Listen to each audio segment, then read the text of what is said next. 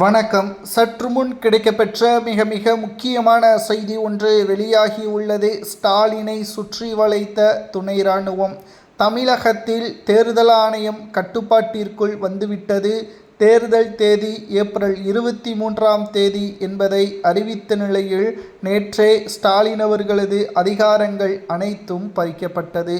தமிழகம் முழுவதும் சிஆர்பிஎஃப் மற்றும் ஒட்டுமொத்த துணை ராணுவமும் குவிக்கப்பட்டு ஒவ்வொரு சாலைகளிலும் போக்குவரத்துகள், பணி நியமனங்கள் அனைத்துமே தற்பொழுது தேர்தல் ஆணையம் கண்காணிப்பில் இருக்கிறது.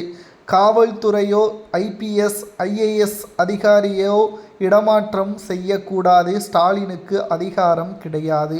தேர்தல் நேரங்களில் பணப்பட்டுவாடாவில் ஈடுபடக்கூடிய திமுக தற்பொழுது துணை ராணுவம் ஸ்டாலின் அவர்களை மட்டுமல்ல திமுகவையும் சுற்றி வளைத்துள்ளது. ஓட்டிற்கு பணம் என்ற ஒட்டுமொத்த வார்த்தையே ஸ்டாலின் அவர்கள் இந்த தேர்தலில் பயன்படுத்த முடியாத அளவிற்கு துணை ராணுவம் குவிக்கப்பட்டுள்ளது.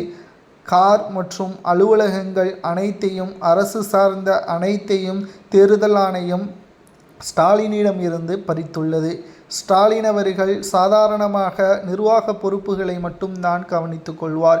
எந்த ஒரு அரசு அறிவிப்பையும் வெளியிட முடியாது. அரசு நிகழ்ச்சியை நடத்தக்கூடாது.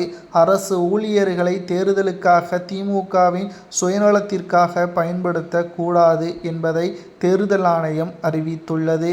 பணப்பட்டுவாடாவில் திமுக எம்எல்ஏக்கள் ஈடுபட்டால் அவர்கள் மீது நடவடிக்கை எடுக்கப்படும். வேட்பாளராக அவர்கள் அறிவிக்கப்பட்டால் தேர்தலில் போட்டியிடுவதற்கு தடை விதிக்கப்படும் என்ற தகவலும் தற்பொழுது கிடைக்கப்பெற்றுள்ளது. 2026 சட்டசபை தேர்தல் அரசியல் களத்தில் ஒரு திருப்பு முனையாக மாறப்போகிறது. இந்த தேர்தலில் திமுக நிச்சயம் மிகப்பெரிய தோல்வியை தழுவும் என்ற தகவலும் தற்பொழுது கிடைக்கப்பெற்றுள்ளது. சொல்லப்போனால் திராவிட முன்னேற்ற கழகத்தின் ஆட்சி அதிகாரங்கள் இந்த தேர்தலோடு முடிவடைந்துவிடும். அதற்கு பிறகு திமுக எந்த ஒரு ஆட்சிக்கும் வருவது கடினம் என்ற தகவலையும் நம்மால் பார்க்க முடிகிறது.